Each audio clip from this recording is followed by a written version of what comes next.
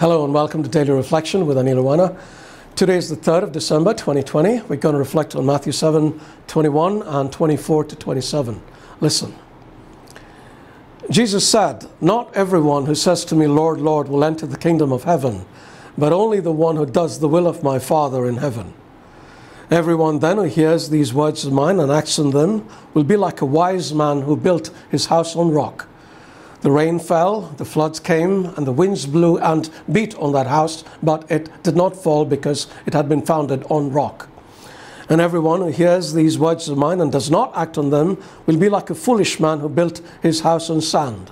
The rain fell, the floods came, and the winds blew and beat against that house, and it fell, and great was its fall."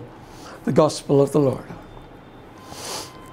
Whenever I read this, I'm reminded of the fable about the 3 little pigs. Do you know that story?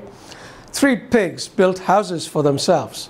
One made it out of straw, another out of sticks, and the third out of bricks. A big bad wolf comes and he huffs and he puffs and he blows the first house down and gobbles up the pig. He does the same thing to the second house and the second pig, but he is unable to destroy the third pig's house. And whenever I think of this fable, I'm reminded of Peter's advice to be alert and sober at all times, because our enemy, the devil, prowls around like a roaring lion looking for someone to devour.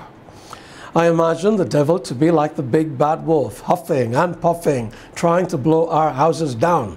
And our houses, if not solid, will fall down and he will devour us. So how do we make our houses strong? Paul tells us in his first letter to the Corinthians, he writes, and I paraphrase, "By the grace of God, I laid a foundation as a wise builder, but everyone should build with care, because you can't lay a foundation other than the one already laid, which is Jesus Christ. One day this will be revealed with fire, and the fire will test the quality of each person's work." Jesus has to be the foundation of our houses, which of course is a euphemism for our lives, which means he has to be the Lord of our lives. It isn't enough that we say, "Yes, Lord."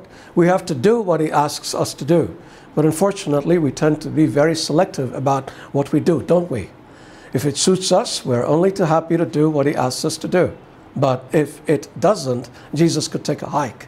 The danger is we might end up having to take a hike to destinations we would rather not go.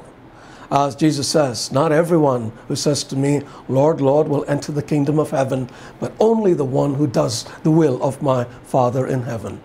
And then he says this, although it is omitted from today's reading, "Many will say to me on that day, 'Lord, Lord, did we not prophesy in your name, and in your name drive out demons, and in your name perform many miracles?'